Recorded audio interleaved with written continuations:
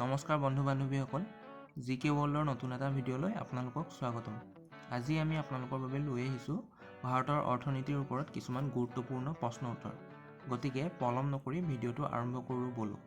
আৰু লগতে যদি আপোনালোকে আমাৰ চেনেলটো এতিয়ালৈকে ছাবস্ক্ৰাইব কৰা নাই, ছাবস্ক্ৰাইব কৰি দিব।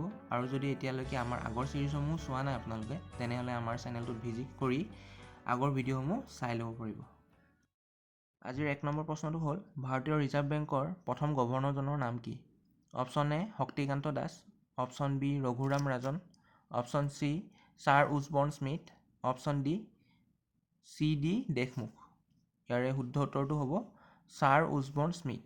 2 নম্বৰ প্ৰশ্নটো হ'ল, বিশ্ব বাণিজ্য সংস্থা অৰ্থাৎ WTOৰ মুখ্য কাৰ্যালয় ক'ত অৱস্থিত? Option A America, option B Japan, option C Geneva, option D England. ইয়াৰে শুদ্ধ উত্তৰটো হ'ব জেনেভা। 3 নম্বৰ প্ৰশ্নটো হ'ল, আন্তৰ্জাতিক মুদ্ৰা নিধি কেতিয়া স্থাপন কৰা হৈছিল? অপশ্যন এ 1954 চনত, অপশ্যন বি 1947 চনত, অপশ্যন চি 1949 চনত, অপশ্যন ডি 1951 চনত। ইয়াৰ শুদ্ধ উত্তৰটো হ'ব 1954 চনত। 4 নম্বৰ প্ৰশ্নটো হ'ল, ভাৰতবৰ্ষত মুঠ চাহ উৎপাদনত অসমে কিমান শতাংশ চাহ যোগান ধৰে?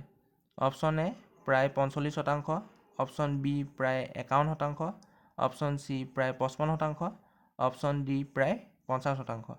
ইয়াৰে শুদ্ধ উত্তৰটো হ'ব প্ৰায় 51 শতাংশ। 5 নম্বৰ প্ৰশ্নটো হ'ল, স্বাধীনতাৰ পিছত ভাৰতত পোনপ্ৰথমবাৰৰ বাবে কেতিয়া মুদ্ৰাকৰণ অৰ্থাৎ ডিমনিটাইজেশ্যন হৈছিল? অপশ্যন এ 1978 চনত, অপশ্যন বি 1981 চনত, অপশ্যন চি 1991 চনত, অপশ্যন ডি 2014 চনত। ইয়াৰে শুদ্ধ উত্তৰটো হ'ব 1978 চনত। 6 নম্বৰ প্ৰশ্নটো হ'ল, ভাৰতৰ জাতীয় আয় কমিটি গঠন কৰা হৈছিল? অপশ্যন এ 1790 চনত, অপশ্যন বি 2015 চনত, অপশ্যন চি 1949 চনত, অপশ্যন ডি 1950 চনত। ইয়াৰ শুদ্ধ উত্তৰটো হ'ব 1949 চনত। 7 নম্বৰ প্ৰশ্নটো হ'ল, নীতি আয়োগ কেতিয়া গঠন কৰা হৈছিল? অপশ্যন এ 2015 চনৰ 1 জানুৱাৰীত, অপশ্যন বি 2015 চনৰ 22 মাৰ্চত, অপশ্যন চি 2015 চনৰ 5 জুনত, অপশ্যন ডি 2015 চনৰ 20 জুলাইত। ইয়াৰ শুদ্ধ উত্তৰটো হ'ব 2015 চনৰ 1 জানুৱাৰী।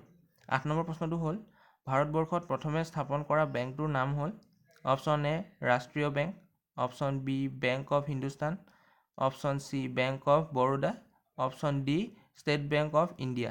ইয়াৰে শুদ্ধ উত্তৰটো হ'ব বেংক অৱ হিন্দুস্তান। 9 নম্বৰ প্ৰশ্নটো হ'ল, নীতি আয়োগৰ অৰ্থ কি? Option A national institution of transforming India, option B northern institution for transforming India, option C national institution for transform India, option D ওপৰৰ এটাও নহয়। ইয়াৰে শুদ্ধ উত্তৰটো হ'ব option A national institution for transforming India.